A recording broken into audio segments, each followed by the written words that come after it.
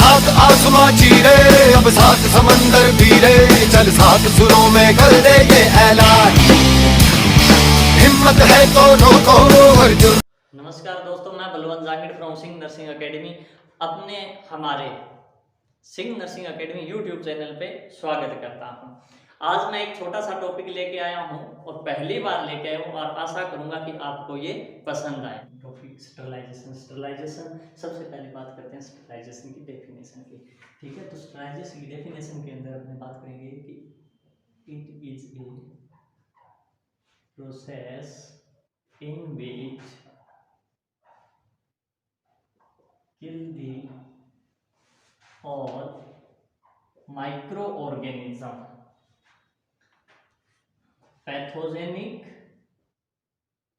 and non pathogenic including their spore.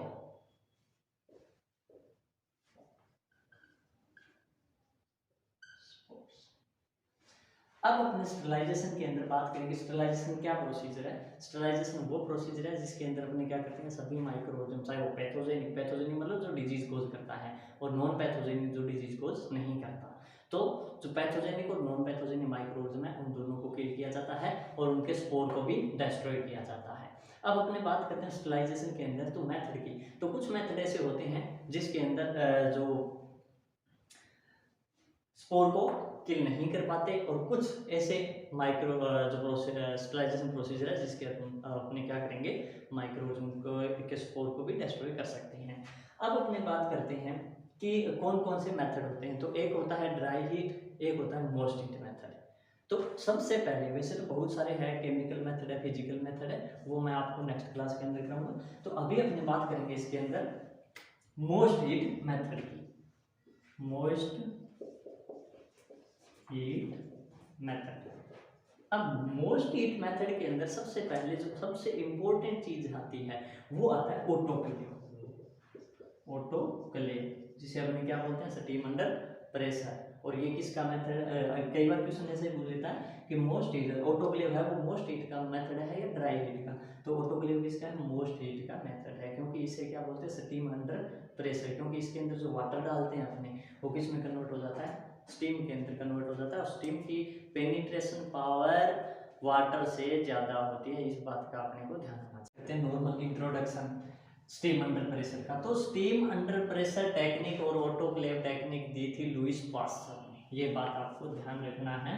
Lewis pasture ने दी थी autoclave technique, क्योंकि Lewis pasture को बोलते हैं फादर ऑफ माइक्रोबायोलॉजी। बहुत सारी टेक्निक दी थी उन्होंने, जर्म सेल थ्योरी दी थी, autoclave technique, live attenuated vaccine की कुछ बहुत सा रोल है, वो फर्दर नेक्स्ट क्लास में कहूँगा। तो जो नॉर्मल इंट्रोडक्शन की बात करें तो सबसे पहले ये गन मेटल का बना होता है और मॉडिफाइड प्रेशर कुकर है। प्रेशर कुकर की तरह ये काम करता है, और इसे क्या बोलते हैं, स्टीम अंडर प्रेशर, क्योंकि इसके अंदर जो वाटर है वो स्टीम के अंदर कन्वर्ट हो जाता है। अब अगर बात करें इसके अंदर एक मोस्ट इंपॉर्टेंट थिंग्स जो इसके अंदर रखी जाती है, स्टेरिलाइजेशन कंट्रोल। स्टेरिलाइजेशन कंट्रोल, जिसे अपने को ये पता चले, स्टेरिलाइजेशन कंट्रोल में जिसे अपने को ये पता चले कि अपना जो प्रोसीजर है वो इफेक्टिव हुआ है या नहीं, स्टेरिलाइजेशन प्रोसीजर है वो इफेक्टिव हुआ है या नहीं हुआ, उसको यूज करने के लिए इसके ऊपर अपने क्या करते हैं, एक टेप चिपका देते हैं। इस चेंबर के ऊपर एक टेप चिपका देते हैं, और आपने उस टेप के अंदर देखा होगा कि पहले उसके अंदर बहुत ही थिन हल्की हल्की ब्लैक ब्लैक कलर की लाइनें होती है, और जैसे ही प्रोसीजर कंप्लीट हो जाता है तो ये ब्लैक लाइनें बिल्कुल क्या हो जाती है, डार्क हो जाती है। क्यों? क्योंकि इस टेप के अंदर एक बैक्टीरिया होता है जिसे बोलते हैं stereo thermophilus. Stearothermophilus highly thermophilic bacteria है, क्योंकि 121 डिग्री सेल्सियस टेम्परेचर पे ये बैक्टीरिया डिस्ट्रॉय होता है। अगर ये बैक्टीरिया डिस्ट्रॉय हो जाता है तो इसका मतलब अपना स्टरलाइजेशन प्रोसीजर है वो क्या है, कंप्लीट हो चुका है, बिल्कुल स्टरलाइज है वो चीज। तो अगर इस टेप के अंदर अपने बात करें आफ्टर प्रोसीजर, जो ब्लैक लाइनिंग है वो क्या हो, बिल्कुल डार्क हो गई, इसका मतलब अपना स्टरलाइजेशन प्रोसीजर क्या हो गया, कंप्लीट हो चुका है। इसलिए इस मेथड के अंदर अगर पूछे कि ऑटोक्लेव के अंदर स्टरलाइजेशन कंट्रोल कौन सा यूज करते हैं, तो ऑटोक्लेव के अंदर स्टरलाइजेशन कंट्रोल है वो अपने यूज करते हैं स्टीरोथर्मोफिलस बैक्टीरिया।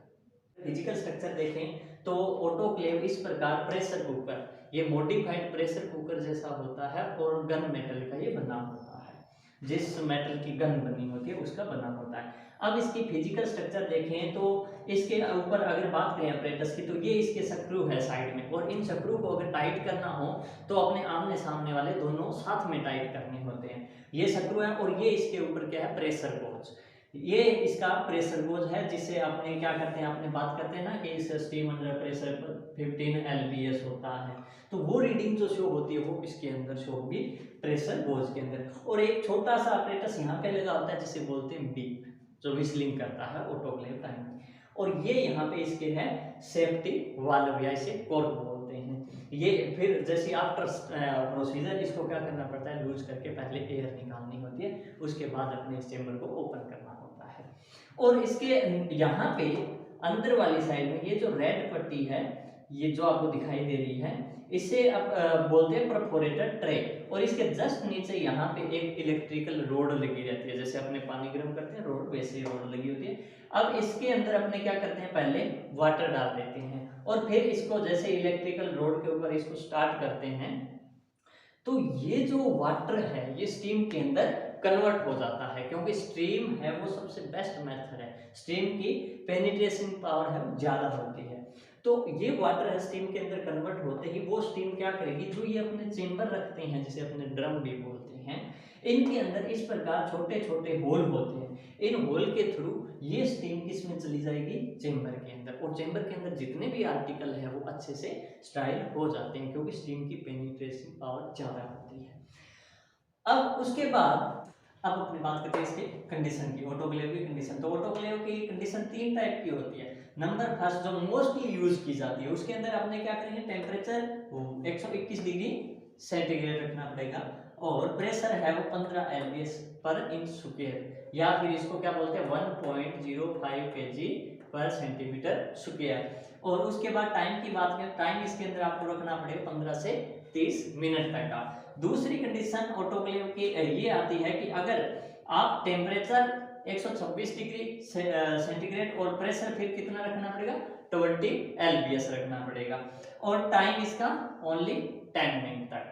फिर तीसरी कंडीशन ये आती है कि जिसके अंदर टेम्परेचर 133 डिग्री और प्रेशर रखेंगे 30 lbs और टाइम है वो रखेंगे 30 मिनट ओनली। ये 3 कंडीशन के अंदर अपने क्या करते हैं, ऑटोक्लेव की ऑटोक्लेविंग मेथड है वो यूज करते हैं। तो मोस्टली अपने को क्या करते हैं, जो मोस्टली हॉस्पिटल के अंदर यूज करते हैं वो अपने नंबर फर्स्ट वाली कंडीशन का यूज। प्रिंसिपल की बात करें तो अपने ऑटोक्लेव के अंदर हमेशा वो आर्टिकल रखने हैं जो हीट और मॉइस्चर से बिल्कुल स्टेबल हो, ऐसे ना भी डिस्ट्रॉय हो जाए। फिर प्रॉपर वेंटिलेशन, जैसे ही आर्टिकल अपने रखते हैं ऑटोक्लेव के अंदर, तो अपने ध्यान रखना है कि प्रॉपर स्पेस होना चाहिए उसके बीच में, ऐसे ना हो कि ओवरलोड कर दें। ओवरलोड करने से एयर है वो पर्टिकुलर एरिया के अंदर नहीं जा पाती, जिससे स्टरलाइजेशन प्रोसीजर है वो इफेक्टिव नहीं रहता। उसके बाद अपने बात करते हैं कि उसे एयर रिमूव कर लेनी चाहिए, क्योंकि एयर रिमूव करने का ये बेनिफिट रहता है कि जो टाइम ड्यूरेशन अपने जितने डिवाइड किए वो प्रॉपर रहेगा, क्योंकि अगर एयर रह जाती है तो एयर भी उसके अंदर बाद में क्या करती है, टाइम ड्यूरेशन को थोड़ा लॉन्ग ले जाती है। उसके बाद बात करें अपने destruction of micro organism depend on the time duration. अब जो माइक्रो ऑर्गेनिज्म ऑटोक्लेव के अंदर डिस्ट्रॉय होते हैं वो डिपेंड करते हैं कि अपने कितने टाइम ड्यूरेशन के अंदर वो ऑटोक्लेव प्रोसीजर कंप्लीट करना है। उसके बाद ये कह रहा है article should be left in some time. अब ऐसे न है कि ऑटोक्लेव प्रोसीजर कंप्लीट होते आपने तुरंत उसको ओपन कर दिया, तुरंत ओपन नहीं करना है, क्योंकि तुरंत ओपन करने से आर्टिकल क्या क्रैक हो जाते हैं। आगे बस में उसके बाद ये प्रिंसिपल है ऑटोक्लेव के, अपने को इतना ही प्रिंसिपल का ध्यान रखना है। अब अपने बात करते हैं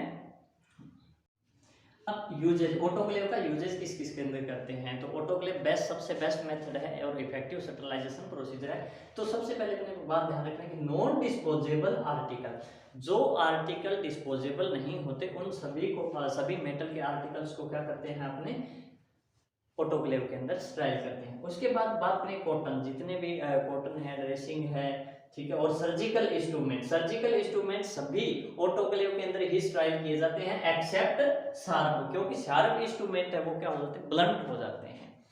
और ग्लोव्स है, गाउन है, एप्रन है, ये सभी अपने क्या करेंगे ऑटोक्लेव के अंदर। और लिनन है, जितनी भी लिनन वगैरह होती है उन सभी को क्या करते हैं ऑटोक्लेव के अंदर स्टाइल करते हैं। और एक सबसे इंपॉर्टेंट चीज रहती है कल्चर मीडिया, क्योंकि अपने कोई भी माइक्रोऑर्गेनिज्म की स्टडी करते हैं या कोई भी वैक्सीन बनाते हैं तो उसके लिए एक कल्चर मीडिया, एक आर्टिफिशियल इन्वायरमेंट तैयार करना होगा, जो नेक्स्ट एक कल्चर मीडिया की अलग से क्लास होगी उसके अंदर बताऊंगा। तो इन सभी कल्चर मीडिया और ग्लव्स, गाउन और इन सभी चीज़ों के लिए अपने क्या यूज, कौन सा मेथड यूज करेंगे, स्टरलाइजेशन। थैंक यू दोस्तों, आज मैंने आपको ऑटोक्लेव प्रोसीजर करवाया था। अब नेक्स्ट वीडियो के अंदर मैं डालूंगा कि ऑटोक्लेव की जो जितने भी स्टरलाइजेशन प्रोसीजर है वो किस किस प्रकार के होते हैं, और पूरे के पूरे हर दिन मैं डेली एक एक टॉपिक डालूंगा। क्योंकि कई बच्चे कह रहे थे दोस्त, जैसे करनाल के बच्चे हैं, जींद के बच्चे हैं, जो दूर दराज के पानीपत के बच्चे हैं, वो सभी बोल रहे थे कि सर हम आ नहीं सकते हैं, इसलिए आप थोड़ा हमारी हेल्प हो जाए, आप छोटे छोटे जो भी टॉपिक है डेली एक दो टॉपिक डाल दो तो हमारी प्रिपरेशन अच्छे से हो जाएगी। तो मैंने उन्हीं बच्चों के लिए किया है।